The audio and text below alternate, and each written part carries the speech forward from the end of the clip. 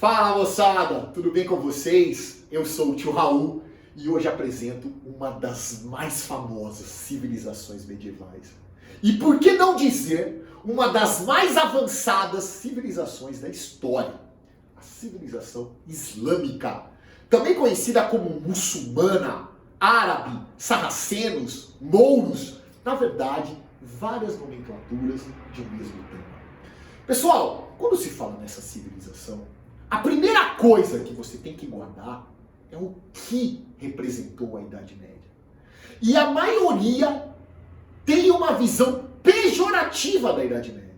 Eles pensam na Idade Média de forma a imaginar um período de trevas, de escuridão. É uma visão renascentista. Tá? Vê a Idade Média como atraso. Tá? Pensa em feudo, em economia de subsistência. E a civilização islâmica foi uma exceção a isso. Ela foi extremamente desenvolvida. Mas não pensem vocês que ela nasceu assim.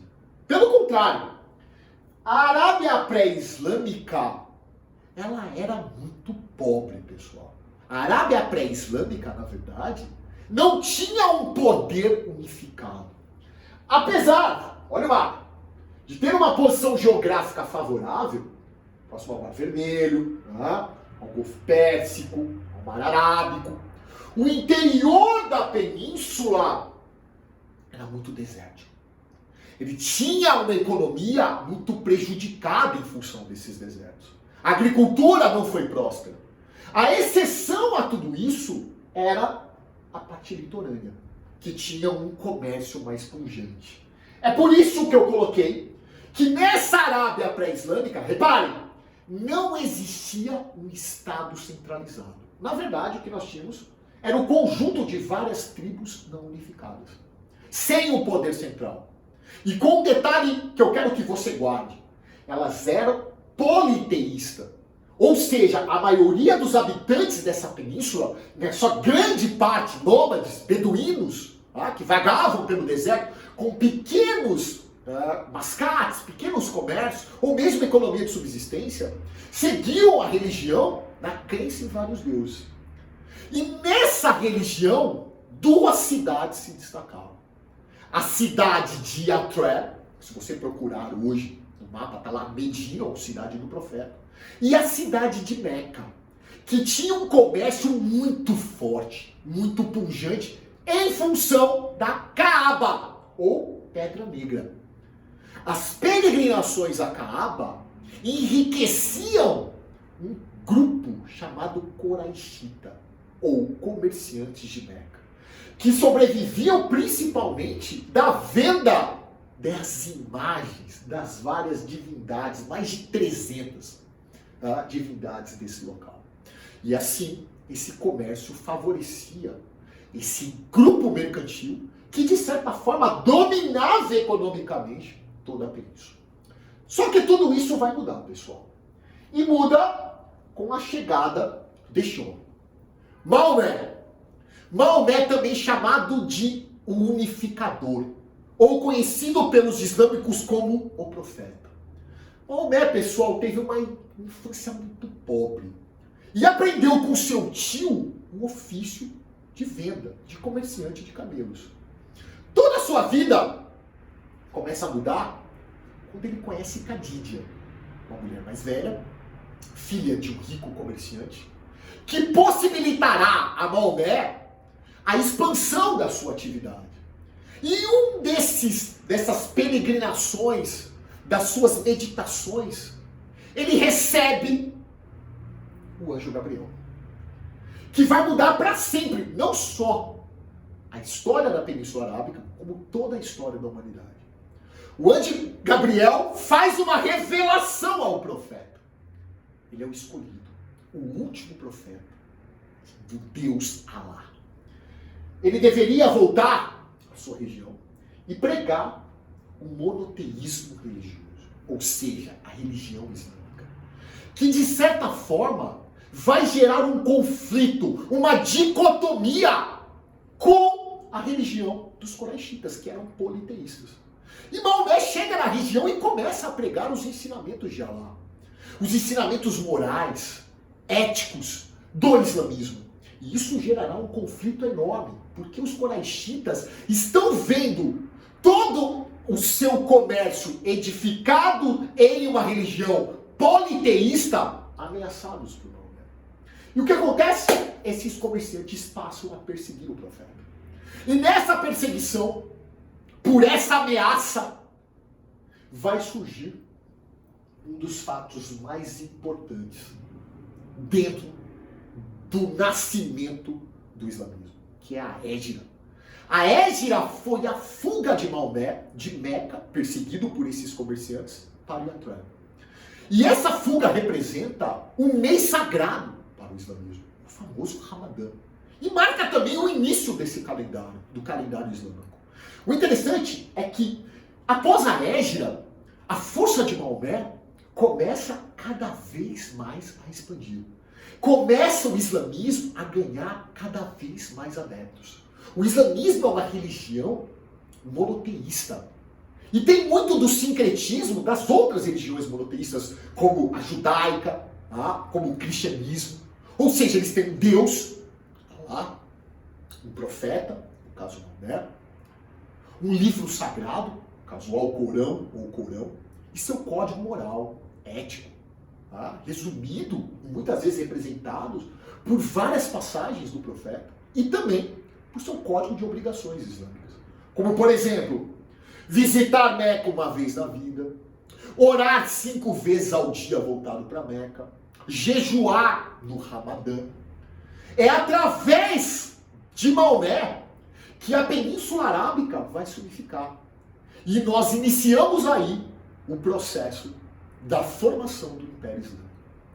Após sua morte, nós vamos verificar aqui a dinastia dos Omíadas. A capital era em Damasco, hoje na Síria. A dinastia dos Omíadas representa todo o processo de expansão territorial islâmico, favorecidos principalmente pela jihad, ou seja, a guerra santa, o converter em nome de Allah, pela questão do aumento populacional e também pelo butim, ou seja, a divisão dos saques, que fez com que muitas pessoas participassem do processo de expansão, incentivou esse processo de expansão.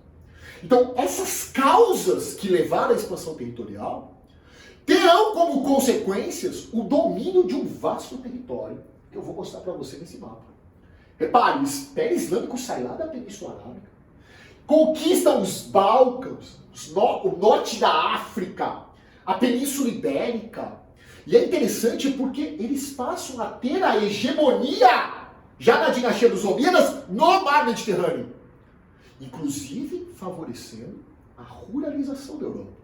Porque eles passam a dominar o comércio local, impedindo com que os europeus usassem e usufruíssem desse comércio no Mediterrâneo, formando inclusive uma ruralização, ou seja, o feudalismo medieval.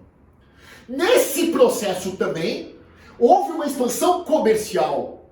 Muitos alunos erram questões referentes à expansão islâmica justamente por isso. Ele pensa que a expansão islâmica foi só em função de guerras, de conquistas, de violência.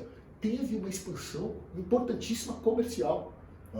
E no início, por exemplo, quando eles chegaram na região onde hoje é Portugal e Espanha, ou seja, na Península Ibérica, existia uma relação comercial amistosa. Os ibéricos aprenderam a navegar com os árabes, com os islâmicos.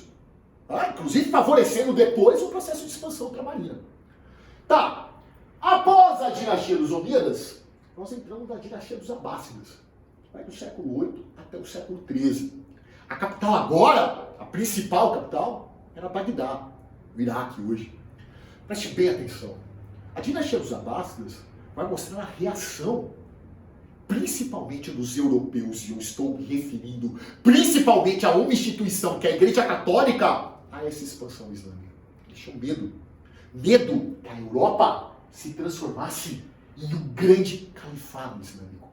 Foi aí que a Igreja Católica começa a organizar as incursões conhecidas como cruzadas, que tinham por objetivo, inclusive, libertar a Terra Santa.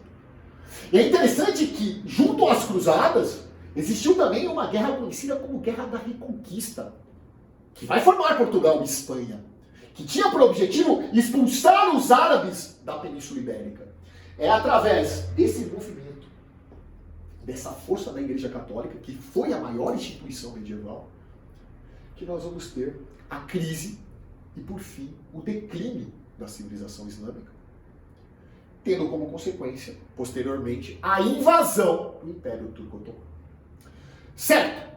Só que não acaba aí.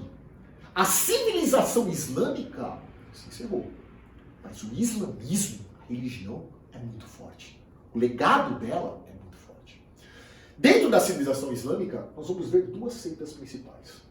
Os sunitas, que hoje são maioria, os sunitas que levam muito os seus ensinamentos da Sunna, que na verdade é um código moral ético. Fala justamente dos provérbios, das realizações, dos feitos de Maomé. Hoje eles são maioria. E contrapondo-se aos sunitas, nós temos os xiitas, que por muitas vezes, em muitas regiões do mundo, são rivais, inclusive com guerras internas. Os xiitas, hoje minoria, acreditavam que os líderes da civilização islâmica tinham que ser descendentes diretos de Maomé. E é interessante que dessas duas seitas, atualmente, nós vemos vários partidos que estão muito presentes em vários locais, principalmente no Oriente Médio.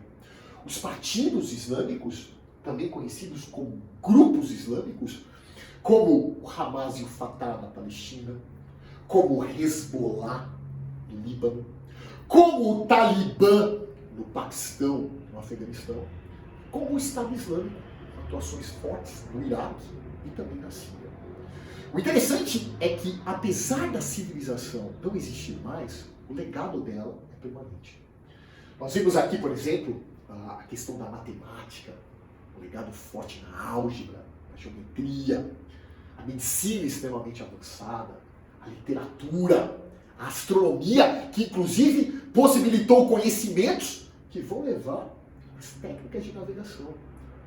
Muito dos conhecimentos também veio do contato que eles tinham com o Oriente.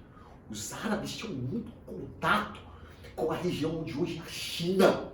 E esses avanços tecnológicos, como a bússola, o astrolábio, inclusive a pólvora, serão levados para o Ocidente através da civilização islâmica. Espero que vocês tenham entendido a aula. Um abraço, fique com Deus e até o próximo assunto.